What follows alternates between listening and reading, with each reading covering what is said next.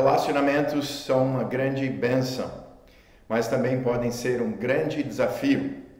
Eu penso em várias pessoas que me abençoaram nas últimas semanas. Uma palavra de encorajamento, uma oração, um pão quentinho que largaram na frente de casa, uma mensagem edificante no WhatsApp. Mas nem sempre as pessoas são uma bênção, não é?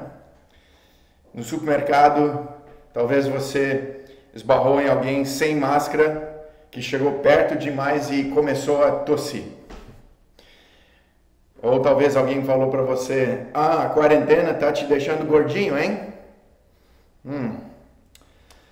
Naquela fila da lotérica, você seguindo à risca o distanciamento e aí de repente entra alguém na sua frente. Ou você leva uma cesta básica para alguém e aquela pessoa diz, eu não gosto de leite em pó, eu não quero, eu só gosto de leite de caixinha. Bem, relacionamentos provam a nossa piedade, não provam?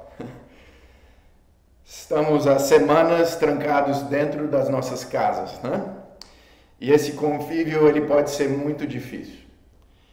Lá em casa são 4 pecadores e um poodle dentro de casa, né?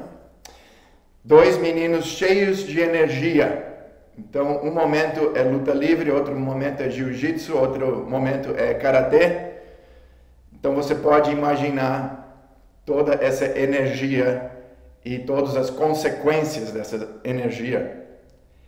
Mas também você pode imaginar roupas jogadas no chão, pratos sujos amontoando na pia. E às vezes o que sai da boca do pastor, ou às vezes o que sai da boca da querida esposa do pastor, não é tão edificante. Então nós estamos estudando a epístola de 1 Pedro e já estudamos um pouco capítulo 2, capítulo 3 e aprendemos já a importância de agradar a Deus nos nossos relacionamentos. Isso na sociedade em que nós vivemos, até às vezes com governantes imperfeitos, no trabalho, às vezes com um chefe imperfeito, exigente, difícil, e até no lar, às vezes com um cônjuge imperfeito, um cônjuge que não agrada a Deus. E Deus usa os relacionamentos para revelar o que está em nosso coração e para nos moldar na imagem e semelhança de Jesus Cristo. Eu sou pastor. E como pastor, eu passo boa parte do meu ministério conversando com as pessoas sobre os seus relacionamentos. Várias vezes eu escuto, pastor, me dá um conselho. E aí segue mais ou menos assim, eu e a minha esposa, nós não estamos nos entendendo muito bem o que eu devo fazer. Ou o meu filho não me dá ouvidos, é muito rebelde, o que eu devo fazer, pastor?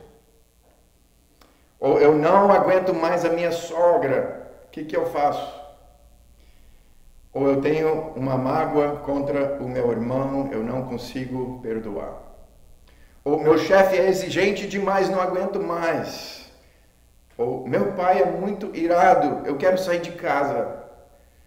Ou um irmão da igreja me ofendeu, eu vou sair da igreja.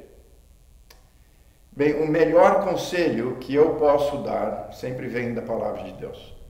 Deus, o nosso Criador, Ele tem muito a dizer sobre como devemos lidar um com o outro. Hoje nós vamos ouvir conselhos da palavra de Deus para nos ajudar com os nossos relacionamentos. E lembrem, os leitores dessa epístola estavam sofrendo por causa da sua fé em Cristo Jesus. E eles estavam sofrendo muito, sofrendo calúnia, maus tratos, desprezo, perseguição, e essa perseguição só ia piorar. Então, o conselho que Pedro tem nos dado nos primeiros capítulos tem sido o seguinte: no seu sofrimento, agrade a Deus, pratiquem o bem, servem os outros, foquem na sua vida interior, seguem o exemplo de Jesus que morreu na cruz para te salvar. Talvez você está passando por um momento de sofrimento. Seus planos foram atrapalhados. Talvez você está lidando com problemas conjugais ou com os seus filhos. Talvez você está enfrentando problemas no seu serviço. Talvez você até perdeu o seu emprego, foi demitido. E todos nós estamos lidando com a incerteza do futuro. Muitas pessoas talvez estão perguntando justamente isso. Como lido com o sofrimento, com a injustiça, com as ofensas dos outros? Nós precisamos seguir o conselho da palavra de Deus. E hoje nós vamos abrir em 1 Pedro 3 e vamos olhar dos versículos 8 a 12. Para começar, vamos olhar os primeiros 2 versículos ali, versos 8 e 9. Finalmente, sede todos de igual ânimo, compadecidos, fraternalmente amigos, misericordiosos, humildes, não pagando mal por mal ou injúria por injúria, antes, pelo contrário, bem dizendo, pois para isto mesmo fostes chamados, a fim de receberdes bênção por herança. Vamos orar a Deus. Obrigado por sua palavra e como é tão útil, como é tão prático, como é uma palavra para esse momento que nós estamos passando. E Pai, eu peço que o Senhor possa estar agindo em nossos corações, que não seja somente ensino, mas que possa ser aplicado aos nossos corações, às nossas vidas, e que possa fazer uma grande diferença, Pai. Nos abençoe nesse momento, em nome de Jesus. Amém. Bem, então o apóstolo Paulo, ele está direcionando este conselho para todos os crentes. Finalmente, sede todos. E qual é o conselho que ele dá? Bem, o primeiro conselho que ele dá é: cuide de suas atitudes. Cuide de suas atitudes. Nestes versículos, Pedro apresenta 5 virtudes que refletem as atitudes e o exemplo de Jesus. Vamos olhar a primeira virtude. Sede todos de igual ânimo. Igual ânimo. O que significa esse igual ânimo? É tão importante, irmãos, nós termos a mesma atitude, a mesma mente, o mesmo pensar. Tão importante como, irmãos, estarmos unidos em harmonia. Agora, eu entendo, nós temos opiniões diferentes em algumas áreas, mas nós devemos todos ter o mesmo propósito de glorificar a Deus. Eu sinto muita saudade dessa comunhão que nós temos aqui na igreja, e um dos momentos que eu mais gosto é quando nós reunimos a igreja toda e juntamos as mãos. Temos feito isso algumas vezes, simbolizando a nossa união, a nossa harmonia, nosso desejo de servirmos juntos ao Senhor. Isso é tão bom. É muito bom ver uma família também em volta da mesa, dando as mãos e orando, talvez pelo alimento, ou talvez por necessidades, talvez adorando a Deus. Deixa eu fazer algumas perguntas para você nesta área. Suas atitudes têm contribuído para ou prejudicado a harmonia na igreja, na família, no trabalho? Romanos capítulo 12, versículo 16 diz: tenham a mesma atitude uns para com os outros, não sejam orgulhosos, mas estejam dispostos a associar-se a pessoas de posição inferior. Não sejam sábios aos seus próprios olhos.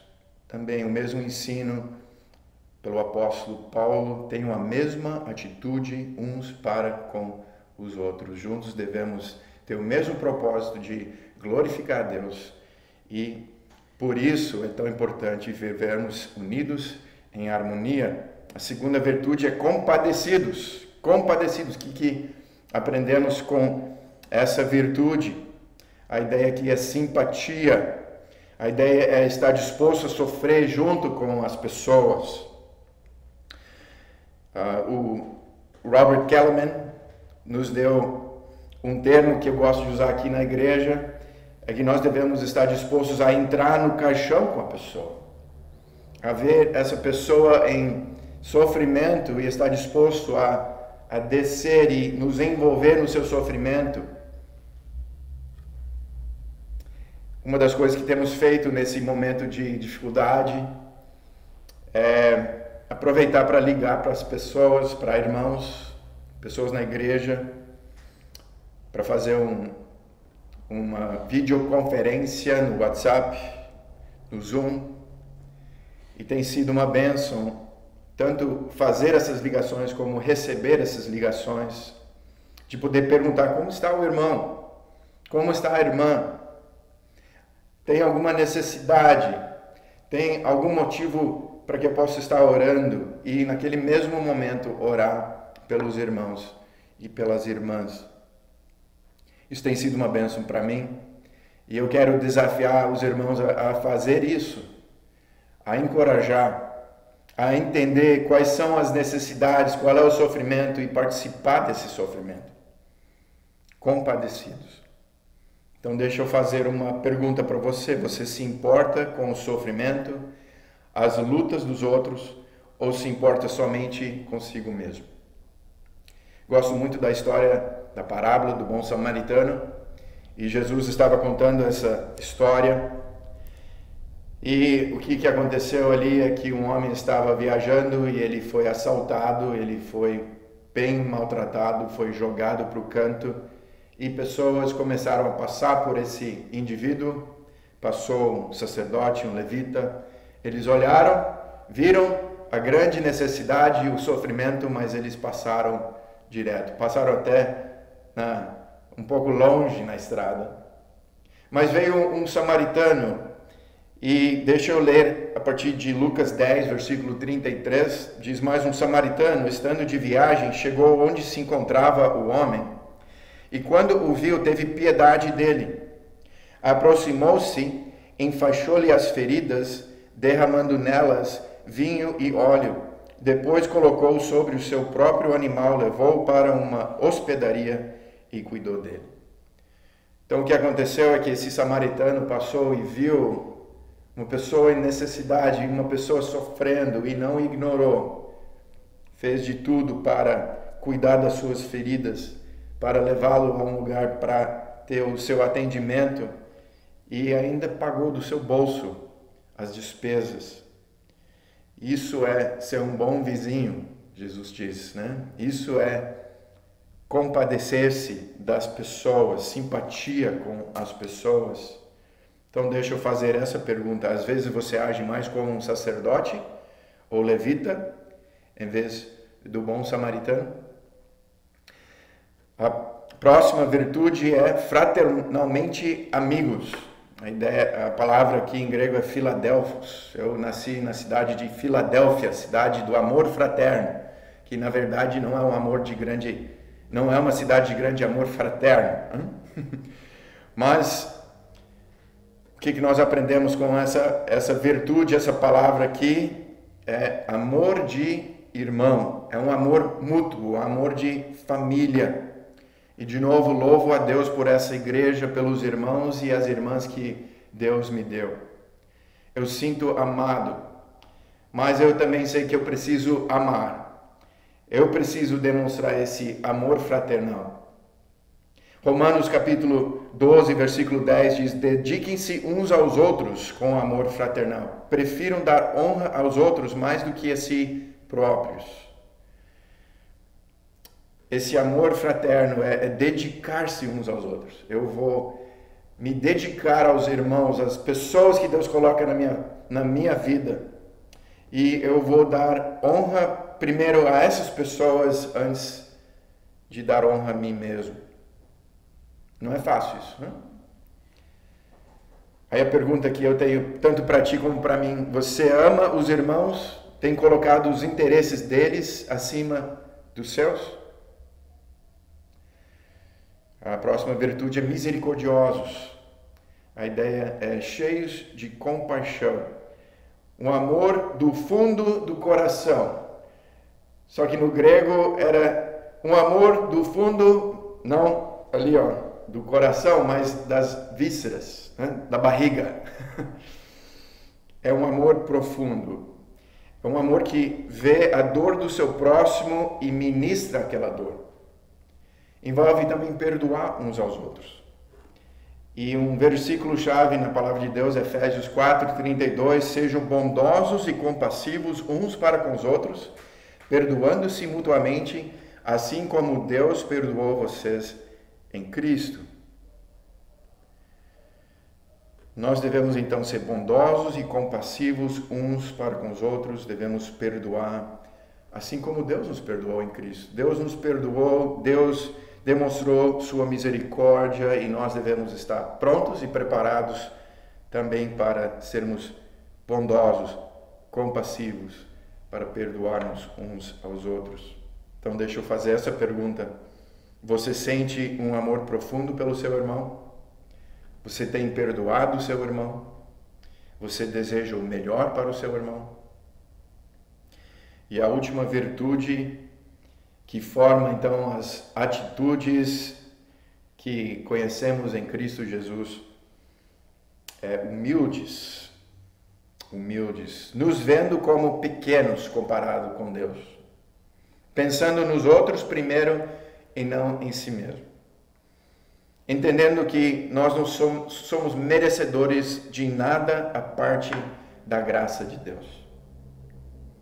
Tiago capítulo 4, versículo 6 diz, mas ele nos concede graça maior.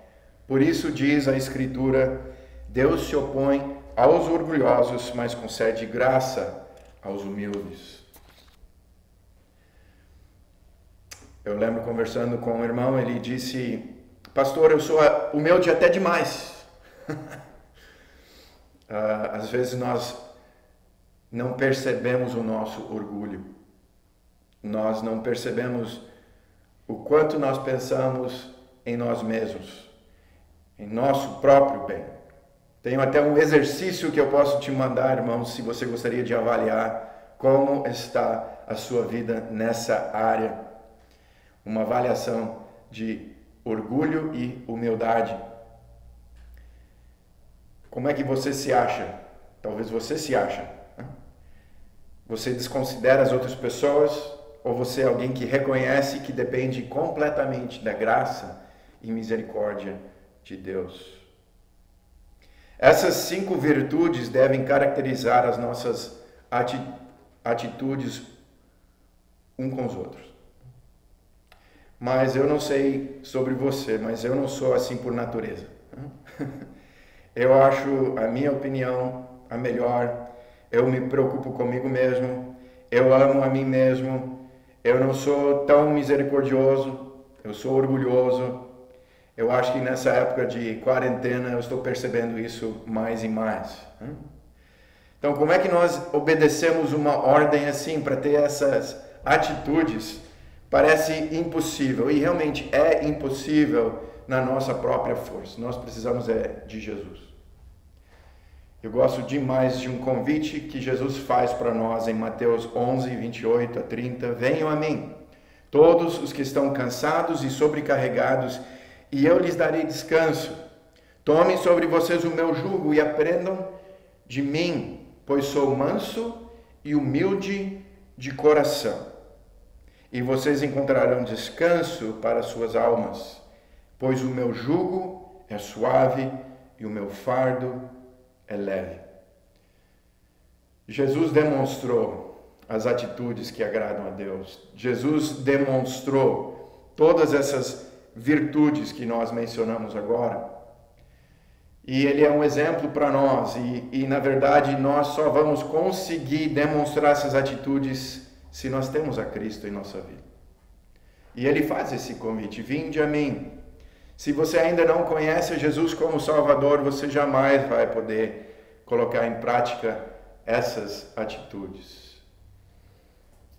Vinde a mim, nós que já conhecemos a Cristo, nós precisamos de Jesus para podermos, então, diariamente agradar a Deus com as nossas atitudes. É por isso que o cristão ele pode ter uma influência tão grande nesse mundo. Precisamos de Jesus. Bem, nós temos um segundo conselho aqui. E esse segundo conselho é: cuide de suas reações. E vamos ler o próximo, o versículo 8 e 9. Finalmente, sede todos de igual ânimo, compadecidos, fraternalmente amigos, misericordiosos, humildes, não pagando mal por mal ou injúria por injúria, antes, pelo contrário, bendizendo, pois para isso mesmo fostes chamados, a fim de receberdes bênção por herança. Então, a maneira como nós reagimos é diretamente ligada à nossa atitude. Dá para entender muito a respeito de alguém observando as suas reações. O seu semblante, a sua voz, as suas palavras, suas ações falam muito do que está no coração. Falam também da diferença que Jesus faz nas nossas vidas. Deixa eu colocar algumas reações erradas que nós encontramos aqui no texto. Então, no versículo 9, nós podemos ver que uma reação errada é pagando mal por mal. Não pagando mal por mal, diz no versículo 9. Essa ideia de devolver o troco. Nosso ministério de futebol está em pausa nesse momento, mas é interessante eu observar nossos irmãos jogando futebol. E o que acontece quando um irmão recebe um chute na canela? E eu vejo aquele fervo, né? Aquele calor subindo e aquele desejo de devolver o troco. Como é que o irmão vai reagir? Pagando mal por mal? Canela por canela? Ou tem aquele exemplo que eu mencionei da pessoa na fila do banco, da lotérica. Aquela pessoa entra na sua frente sem consideração nenhuma e aí você diz, não, eu detonei ele. O que eu falei foi justo, ele merecia ouvir isso. Olho por olho, dente por dente. É assim que muitas vezes nós achamos é justo. Mas Jesus ele fala algo completamente diferente, representando a maneira que Deus age conosco. E ele diz em Mateus 5, versículo 38 a 42, vocês ouviram que foi dito olho por olho e dente por dente? Mas eu lhes digo, não resistam ao perverso. Se alguém o ferir na face direita, oferece-lhe também a outra.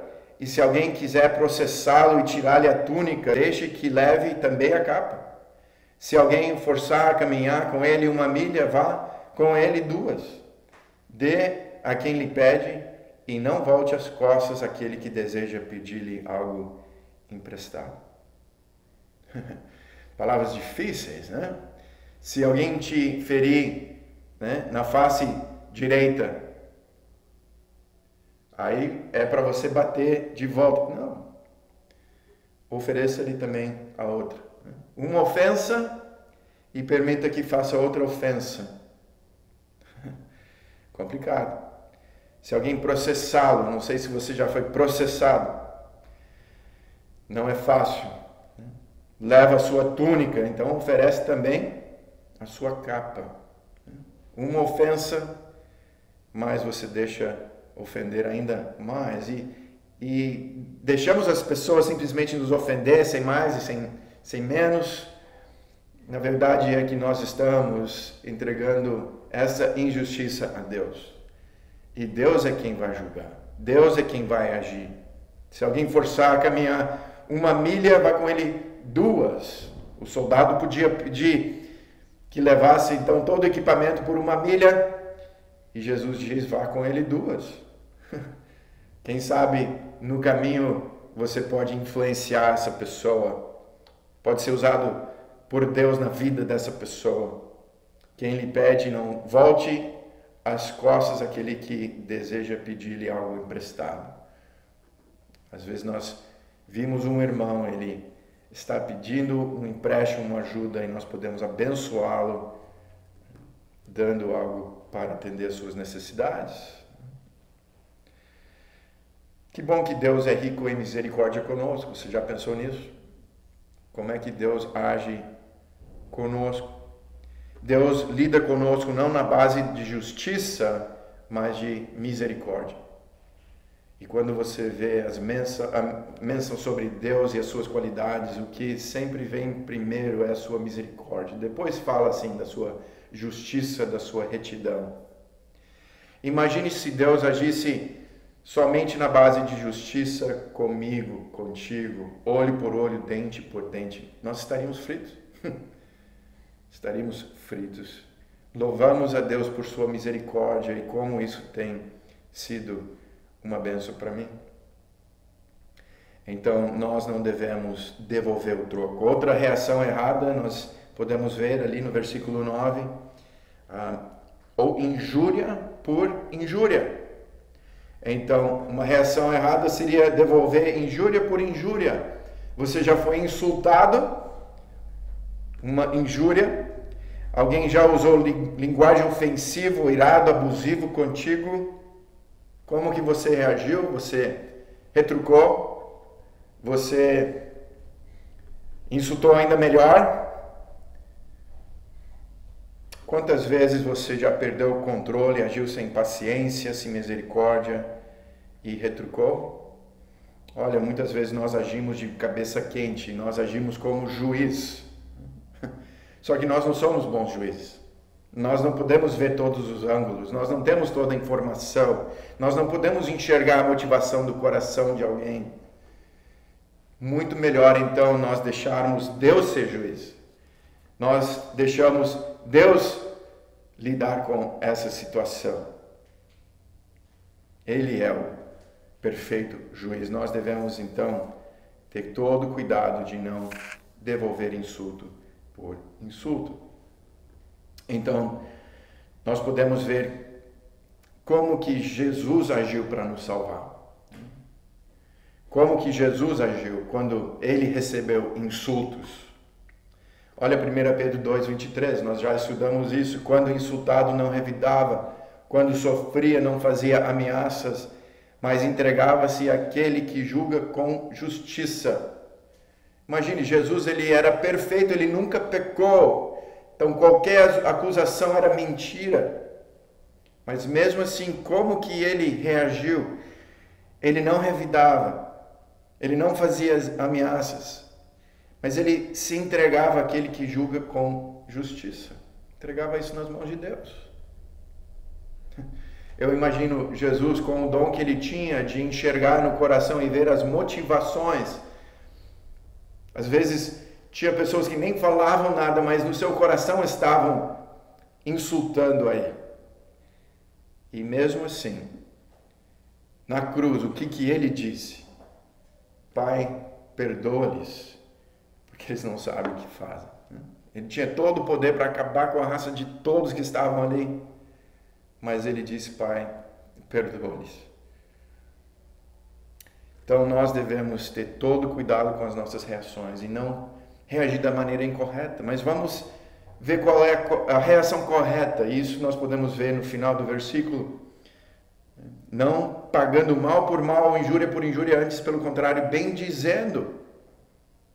Pois para isso mesmo fostes chamados a fim de receberdes bênção por herança.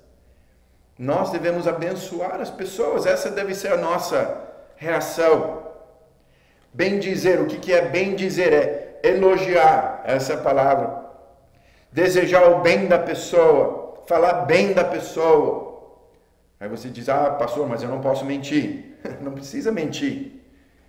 Deseja o bem, fale o bem da pessoa. A ideia é não amaldiçoar. Não dizer, espero que ele recebe o que ele merece. Não. Espero que ele recebe a misericórdia e a graça de Deus que eu recebi. Abençoar as pessoas envolve orar pela pessoa, amar a pessoa. E pensa em Deus conosco. Nossa, quantas vezes nós agimos errado com Deus e o que ele faz? Ele nos abençoa. Ele derrama a sua graça. Ele derrama a sua misericórdia. Então, bem dizendo, essa é a nossa reação correta. E diz, pois para isso fostes chamados. O que ele está dizendo? Pois para isso fostes chamados. Nós podemos lembrar daquilo que aprendemos já em 1 Pedro 2, 21. Diz, porquanto Para isto mesmo foste chamados, para que também Cristo, pois que também Cristo sofreu em vosso lugar, deixando-vos exemplo para seguirdes os seus passos. O que aconteceu? Jesus sofreu. Ele sofreu em nosso lugar. Ele foi o nosso sacrifício. Ele morreu para nos trazer a salvação. Nos resgatou. E Ele está nos deixando, então, um exemplo para seguirmos os seus passos. Então, nós fomos chamados para isso. Para quê? Para a salvação. Mas fomos chamados também para uma vida que é bem diferente. Fomos chamados para uma vida que representa Deus. Uma vida que reflete a graça e misericórdia que nós recebemos. Que sofre para trazer glória a Deus. Aí você pergunta, pastor, mas sofrer, o que eu ganho com isso? O que eu ganho com isso? Continua o versículo ali, né? Bem dizendo, pois, para isso mesmo fosse chamados a fim de receberdes bênção por herança. Pensa comigo, nós já somos muito abençoados. Nós já temos uma herança eterna. Herança é algo que nós recebemos e não merecemos. Não fizemos nada para merecer uma herança, a herança eterna que nós temos.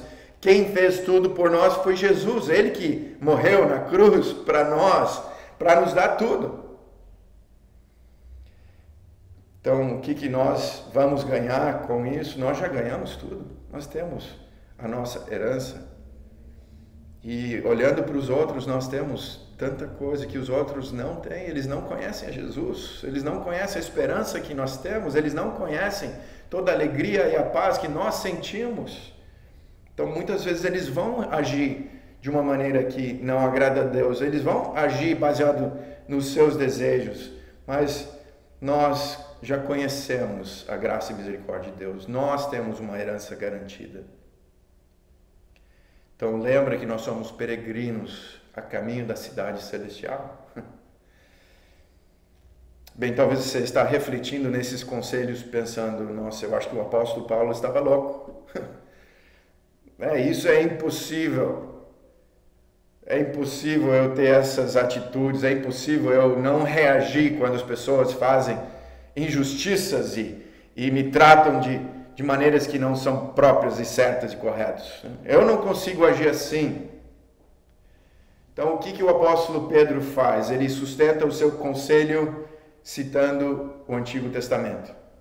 Ele começa, então, uma sessão de aconselhamento bíblico. Salmo 34, 12 a 16 é o texto que ele usa para sustentar e apoiar esse conselho que para nós parece difícil. E vamos ler juntos. Diz, pois, quem quiser amar a vida e ver dias felizes, guarde a sua língua do mal e os seus lábios da falsidade. Afaste-se do mal e faça o bem. Busque a paz com perseverança, porque os olhos do Senhor estão sobre os justos e os seus ouvidos estão atentos à sua oração. Mas o rosto do Senhor volta-se contra os que praticam o mal. Um salmo muito conhecido. Um salmo muito importante para nós, e especialmente para os ouvintes daquela época. Qual é o conselho bíblico? É o mesmo conselho. É o mesmo conselho. Versículo 10. Quem quiser amar a vida e ver dias felizes. Uau! Você quer experimentar a vida boa? Nós estamos sempre perguntando para as pessoas, e aí, tudo bem? Tudo bem? Como é que você está? Estou bem. Nossa, que coisa boa. Hoje é um dia muito bom. Eu conheço, então, a vida boa. O que é a vida boa? A vida boa é, então, quando você guarda a sua língua do mal e os seus lábios da falsidade. Versículo 10. Qual é o conselho? É o mesmo conselho. Guarde a sua língua do mal. Não use os seus lábios também para falar o que é falso. Então não use a sua boca para amaldiçoar, para falar mal de ninguém. Nada de fofoca. É para usar a sua boca para abençoar as pessoas. Eu acho que isso elimina metade das nossas palavras, né? Às vezes, quando nós falamos, nós estamos falando de outras pessoas. Às vezes, nós não estamos abençoando, nós estamos criticando. Pode ser criticando a igreja, pode ser criticando o nosso chefe, pode ser criticando os nossos familiares, pode ser criticando pessoas próximas. Você quer a vida boa? Então guarde a sua língua do mal, da mentira, daquilo que é falso e use a sua boca para abençoar. Olha, nós temos que desenvolver essa prática, né?